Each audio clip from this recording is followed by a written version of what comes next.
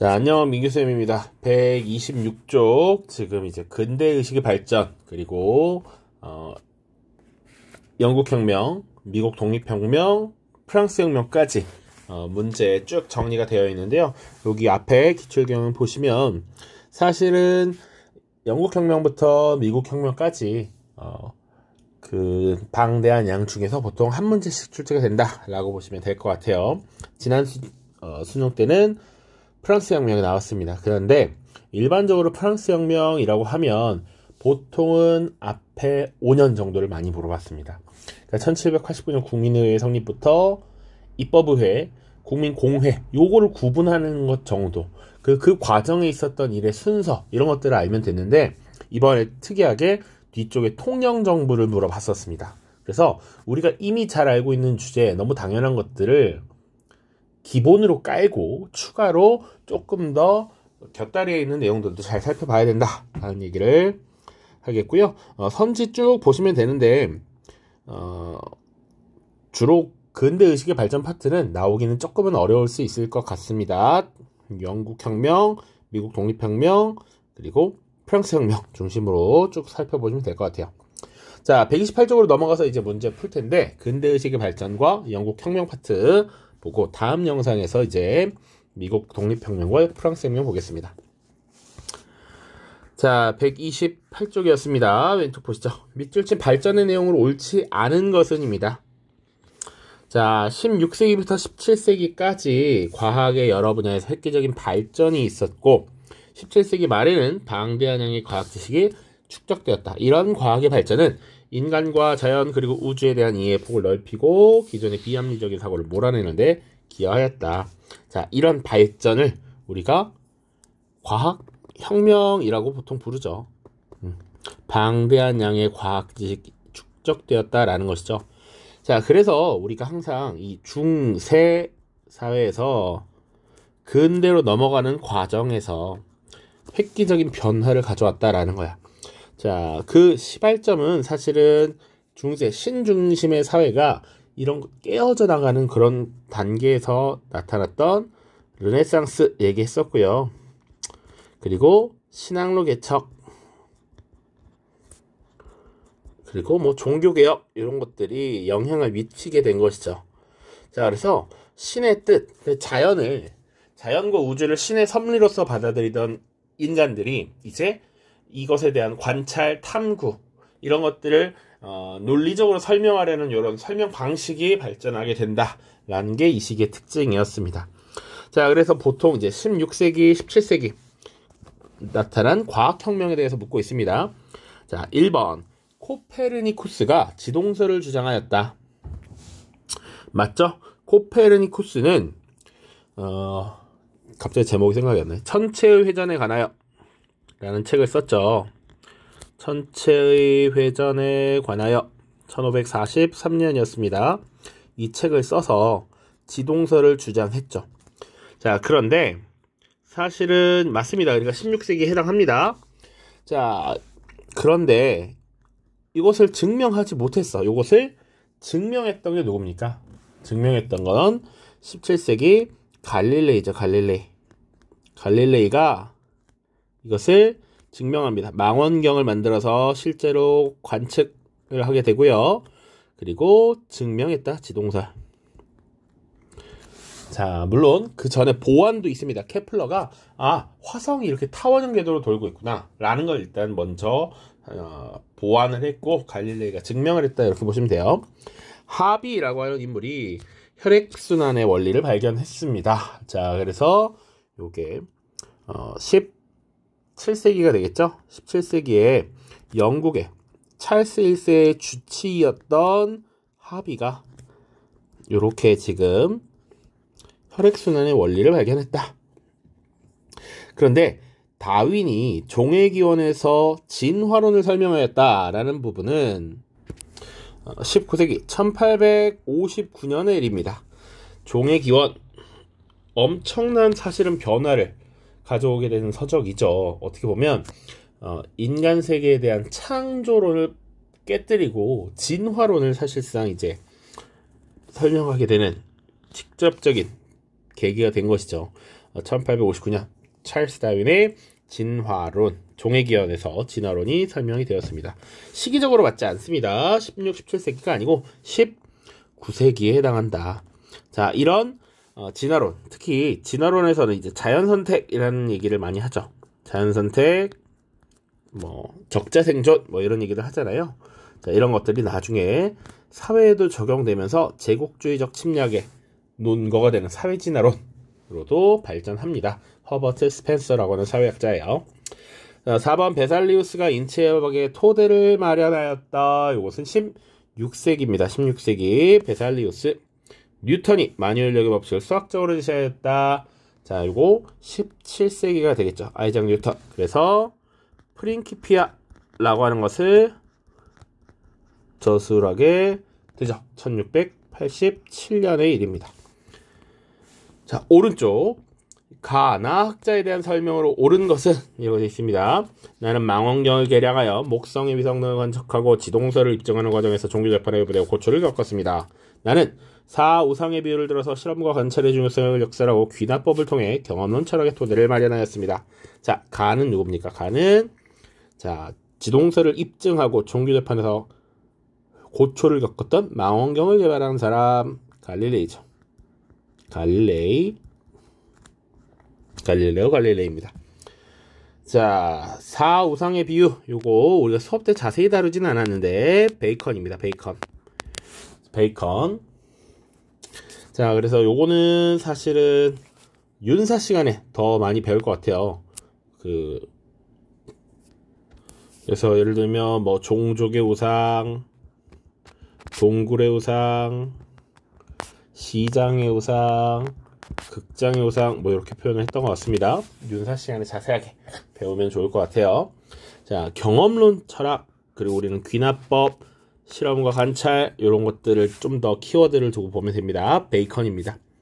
자, 1번 프린키피아를 저술하였다. 프린키피아를 저술했고 기계론적 우주관을 확립했던 인물 갈릴레이가 아니라 아이작 뉴턴이었습니다. 뉴턴.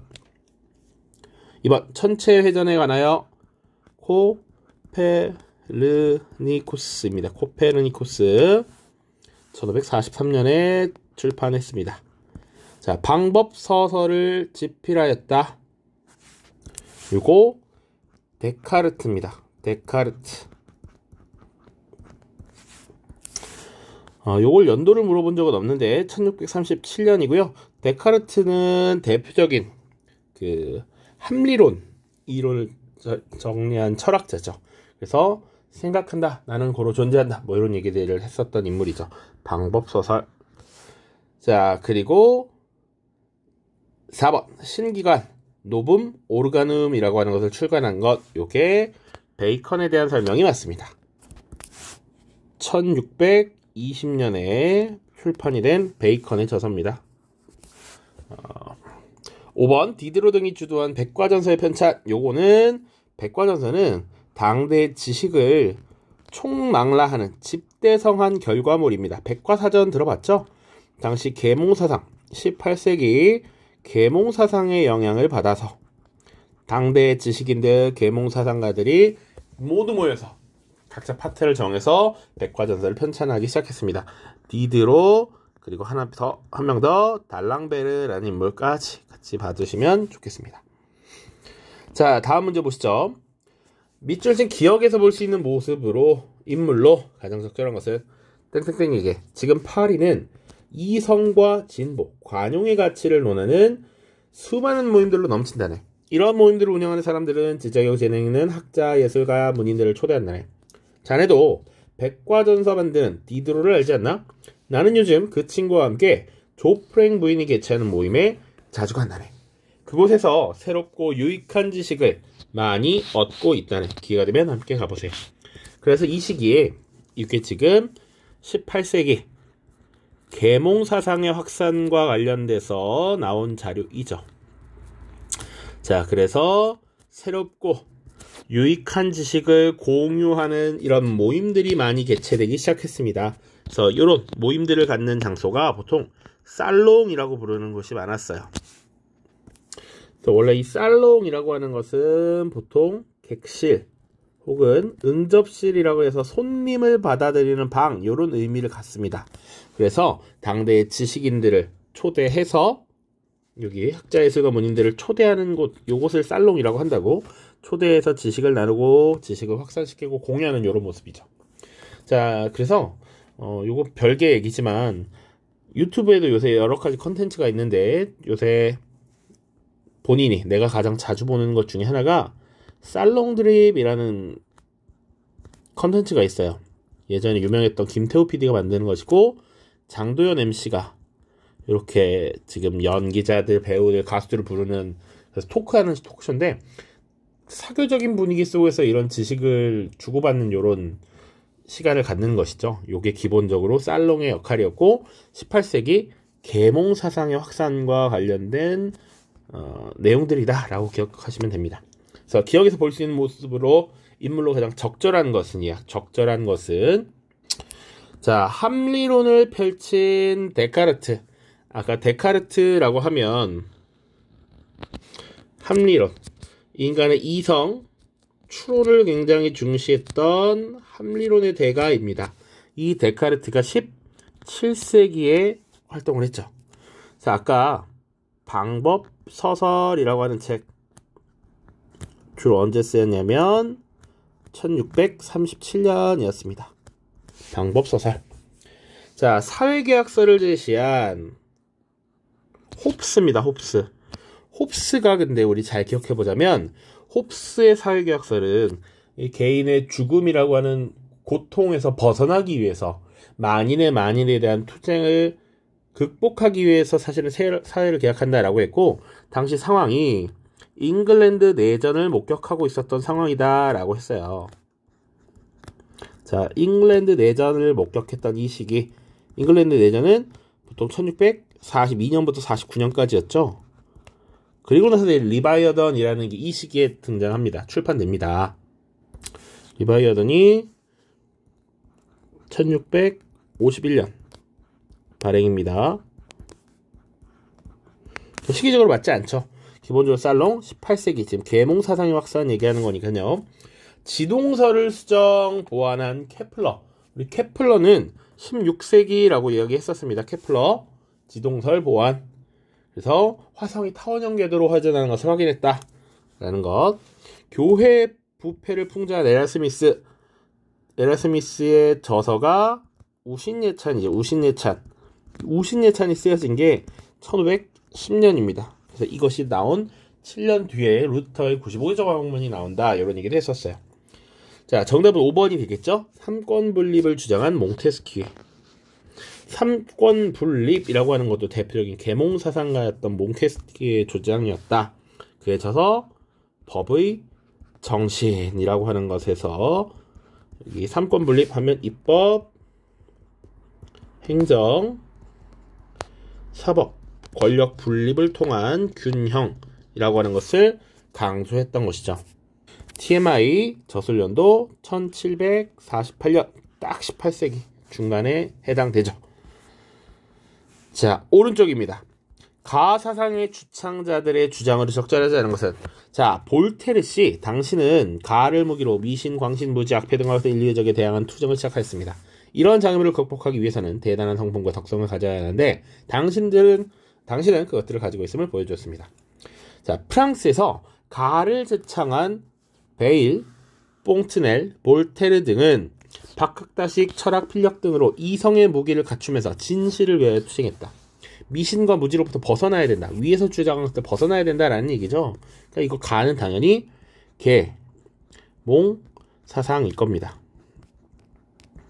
인간의 이성을 활용한 지식의 확장, 지적 능력의 확대라는 것이 인간 사회의 진보를 이끌어낸다라는 것이죠. 그래서 이성, 관용, 인간성을 구호로 채택했다.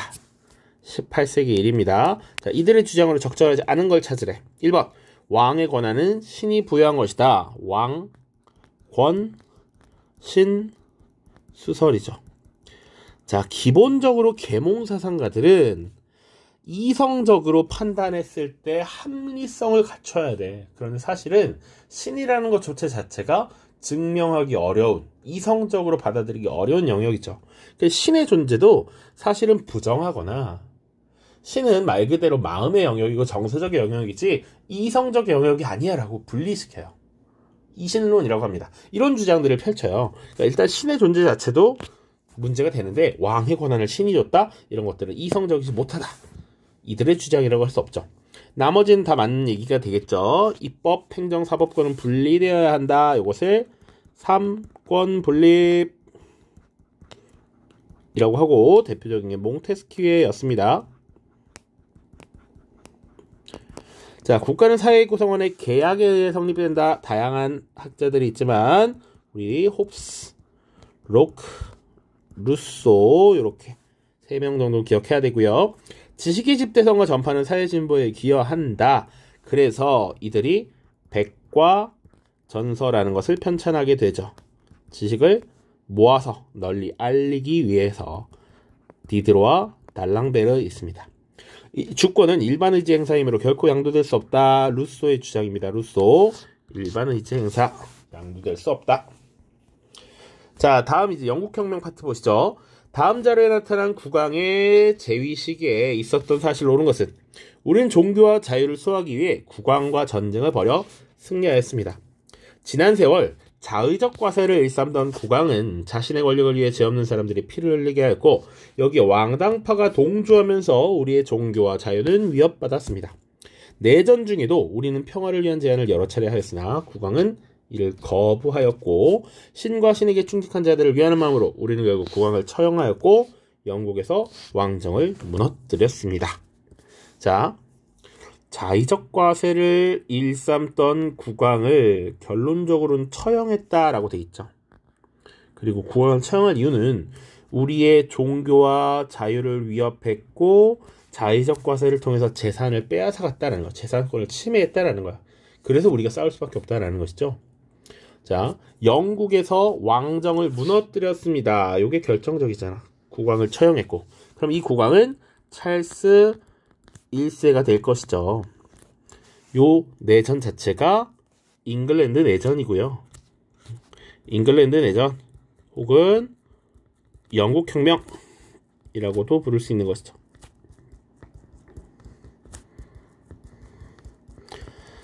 자, 오케이. 1번 권리청원이 제출되었다. 찰스 1세 시기 맞죠? 1628년에 사실은 전비 마련을 위해서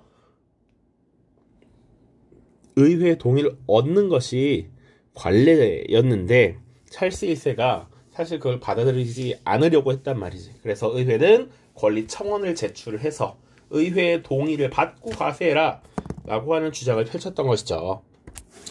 자, 크로멜이 항해법을 공포한 것은 1651년입니다. 자, 크로멜이라고 하는 인물 잘 기억해 보시면 찰스 1세를 처형하고 왕정을 무너뜨렸다라는 건 공화정이 들어선 것인데 이것이 내전의 끝이니까 1649년입니다. 공화정. 자, 그 이후에 사실상 이 잉글랜드 내전에서 결정적인 역할을 수행했던 크로멜이 지도자로서 등장하게 되죠. 자, 이 크로멜이 집권하고 1651년 네덜란드를 견제하기 위해서 항해법을 공포했었습니다. 그리고 1653년에 호국경이 취임했다까지는 같이 연도를 조금 구분해서 알아두면 좋고요. 심사법과 인신보호법이 제정되었다. 요거는 찰스 2세 때입니다. 찰스 1세의 아들인 찰스 2세가 왕정 복고에 의해서 다시 스튜어트 왕조가 복구됩니다. 자, 이때 이 찰스 2세가 기존의 카톨릭을 우대하고 전제 정치를 추구하는 모습이 보이니까 의회가 심사법을 제정하고 인신보호법을 제정하면서 견제에 나섰던 것이죠. 심사법 내용 기억해야 됩니다. 심사법 비국교도의 공직 취임을 금지하는 것이죠. 국교도만이 공직에 취임할 수 있다라고 했던 겁니다. 자, 인신보호법은 뭐 딱 느낌이 오는 법률이니까. 자, 북아메리카 식민지에 인지세가 부과되었다. 1765년의 일입니다. 자, 7년 전쟁 이후에 재정이 악화된 영국이 중상주의 정책을 강화하면서 식민지에 인지세를 부과하기 시작했습니다. 이에 대해 식민지인들이 반발을 하기 시작했죠. 통일법이 반포되어 영국 국교회가 확립된 건 1559년 엘리자베스 1세 때죠.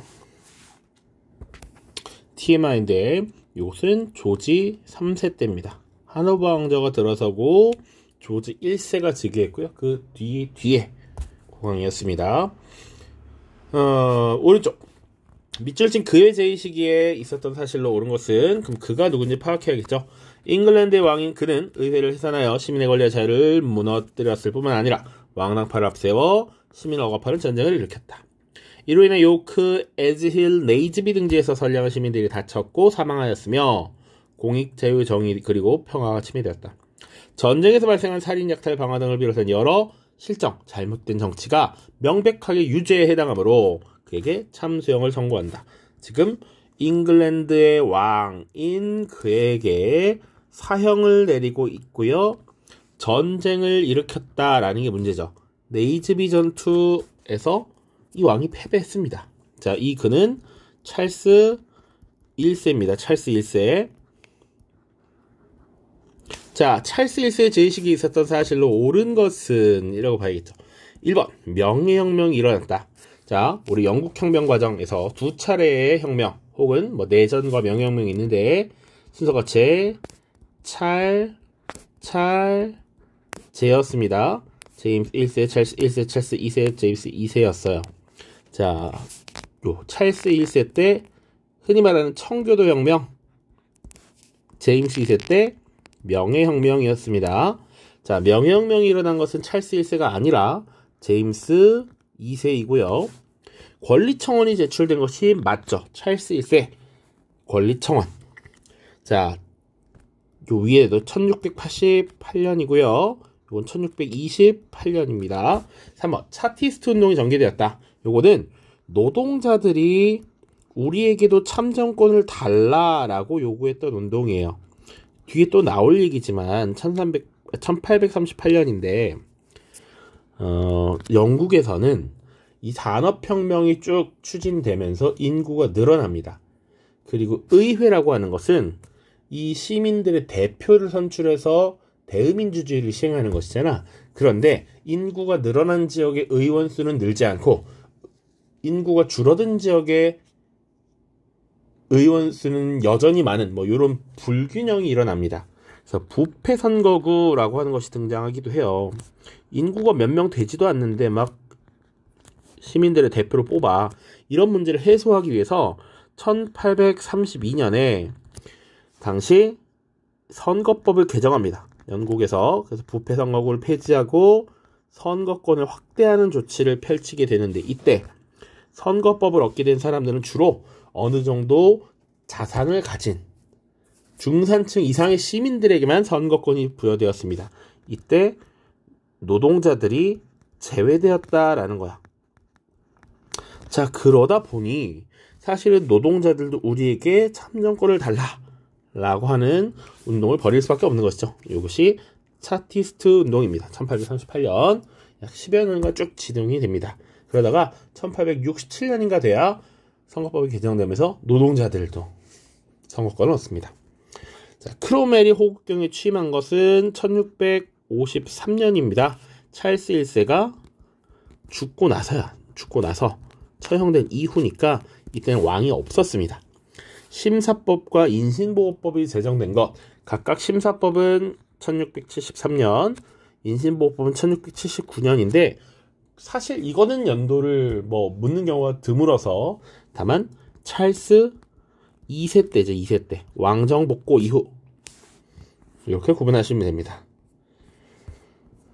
자, 세 문제 남았습니다. 가 인물에 대한 설명으로 오는 것은 의회파 지도자 가에 대해 알아보자. 왕당파와의 내전에서 승리하고 찰스 1세를 처형해서 공화정의 수립에 기여했대. 의회를 해산했고 청교도주의에 입각한 독재 정치로 반발을 사기도 했어. 자, 이 의회파 지도자 크로멜이 되겠죠? 크로멜. 자, 여기서 봐야 되는 건 청교도주의에 입각한 독재 정치로 반발을 샀고 그래서 크로멜이 죽고 그 아들이 권력을 물려받았는데 1660년에 그 크로멜의 자식을 물리치고 다시 왕정 복고가 이루어집니다. 자, 이때 당연히 그 왕의 가문은 그 이전에 찰스 1세의 가문이었던 스튜어트 가문이었기 때문에 스튜어트 왕조가 복구되었다. 그리고 이미 처형당한 찰스 1세의 아들 찰스 2세를 국왕으로 즉위시킵니다. 자, 아무튼 문제는 크로멜을 묻고 있으니까 1번 항해법을 공포하였다. 맞죠? 1653년의 일이었습니다. 파리코민을 진압하였다. 이건 나중에 다루겠습니다. 1871년 프랑스가 프로이센과의 전쟁에서 패배하면서 사실상 독일의 통일을 승인해야 했는데 이 과정에서 전쟁에 참여하고 힘들었던 시민들이 자치도시를 결성합니다. 전쟁 중단과 이런 것들에 대한 불만도 터져 나왔고요. 그게 1871년 파리코민이었다. 대륙봉쇄령이라고 하는 것은 나폴레옹 때 나폴레옹이 발표한 것이고 1806년입니다. 1806년 이 직전에 영국과 프랑스가 트라팔가르 해전에서 맞붙게 됩니다. 이때 영국 해군에게 프랑스가 패배해요. 이 해전에서 지고 나서 유일하게 장악하지 못한 저 섬나라 영국을 견제해야겠지. 그것을 견제하기 위해서 대륙 봉쇄령이라는 걸 선포했고요. 그리고 이 대륙 봉쇄령을 러시아가 따르지 않아. 그래서 러시아 원정을 떠나게 되면서 나폴레옹이 점차 몰락하게 되죠. 자, 테르미도르의 반동으로 실각하였다. 이 인물은 로베스피에르라는 인물입니다. 이 로베스피에르가 몰락한 테르미도르의 반동 1795년. 자, 그래서 국민공회가 사실상 해산되고 나중에 이제 총재정부라고 하는 것이 들어섭니다. 심사법과 인신보호법 제정을 주도하였다. 요거는 당시 찰스 2세 시기에 국왕이 주도한 건 아니고 의회가 주도했습니다. 의회파 세력이 주도했다 정도로만 보시면 돼요. 자, 오른쪽입니다. 가 국왕에 대한 설명으로 옳은 것은 네덜란드에 계신 윌리엄 공에게 지금 잉글랜드인들은 종교자유재산에 대한 권리를 침해하는 가 국왕의 행태에 불만이 차 있습니다. 그리고 왕국 전체에 걸쳐서 열의 아홉은 변화를 갈망하고 있습니다.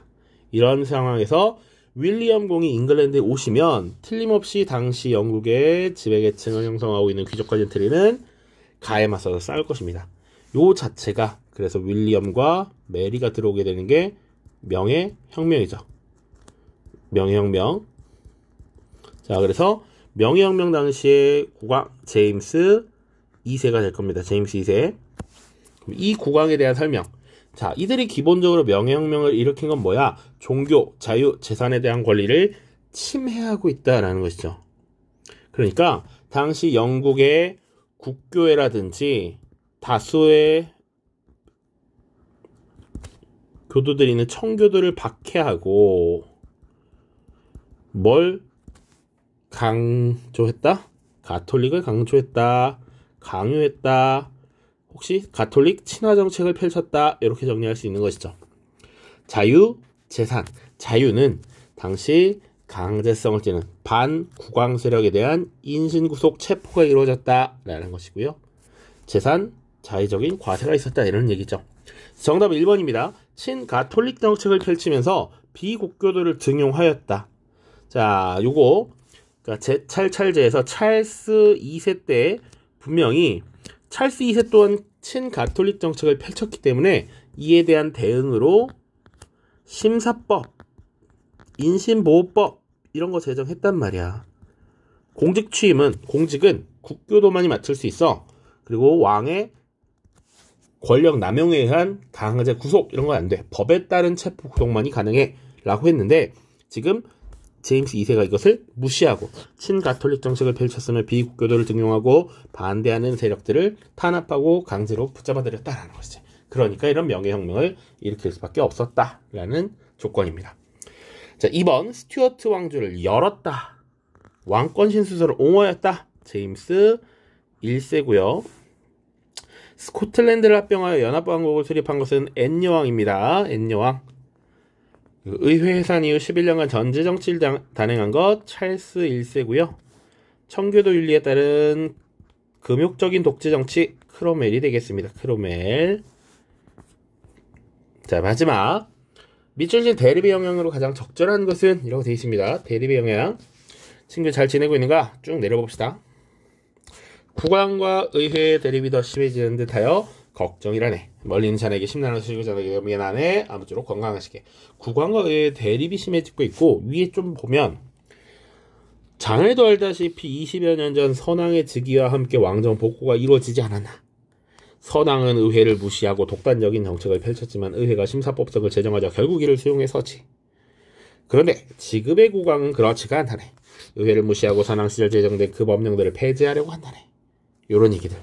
자, 보면 선왕의 즉위와 함께 왕정 복구가 이루어지지 않았나? 스튜어트 왕조의 복구야. 찰스 2세가 즉위하고 스튜어트 왕조가 복구된 겁니다. 요게 1660년의 일이에요. 뭐 연도까지 몰라도. 자, 그리고 선왕이 이 찰스 2세란 말이야. 이 왕이 의회를 무시하고 독단적인 정책을 펼치니까 심사법 등을 제정했다. 이게 확실히 찰스 2세라는 걸 알 수 있죠. 자, 그런데 지금의 국왕, 바로 이전의 왕이 찰스 2세였으니까 지금은 제임스 2세가 될 겁니다. 제임스 2세가 의회를 무시하고 심사법, 인신보호법을 폐지하려고 했다는 것이죠. 그래서 국왕과 의회의 대립이 심해지고 있다. 의회에서 국왕을 폐위시키겠다라고 이렇게 선언을 하면서 명예혁명이 일어나게 되죠. 명예혁명이 일어나게 되고 정답은 5번 메리와 윌리엄이 공동왕으로 추대되었다. 혹은 그 이후에 바로 의회 주도로 권리 장전이 승인됐다라는 것도 물어볼 수 있죠. 자, 스튜어트 왕조가 개창된 것은 엘리자베스 1세가 죽고 나서 제임스 1세가 즉위한 것, 요것을 얘기하는 것입니다. 크로멜이 호국경에 취임한 건 1653년. 분명히 우리가 흔히 청교도 혁명 그리고 나서 공화정이 들어서게 되죠. 이 공화정 시기의 일이고 그 다음 사실은 이제 왕정 복구가 이루어진 다음에 명예혁명까지 이어지죠. 자, 헨리 8세가 수장법을 발표한 거 훨씬 전입니다. 1534년 이혼을 하기 위해서 로마 가톨릭과의 분리를 선언했다. 찰스 2세가 권리청원을 승인한 건 1628년입니다. 자, 그래서 관련해서 문서 하나만 좀 정리를 해봅시다. 최초에 대헌장이라고 하는 문서 있죠. 대헌장. 자, 1215년이고요. 국왕의 자의적인 과세 금지, 국왕이 이끄는 군대가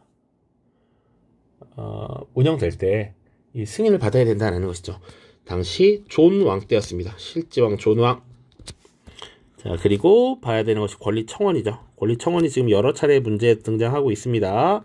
1628년이고요. 찰스 1세 때입니다. 역시 자의적인 과세를 금지하고 체포는 법률에 의해서 하고 국왕이 이끄는 병사들은 말대로 그 수도 성내에서 민가에서 맘대로 숙박할 수 없다. 뭐 이런 내용들을 담고 있죠.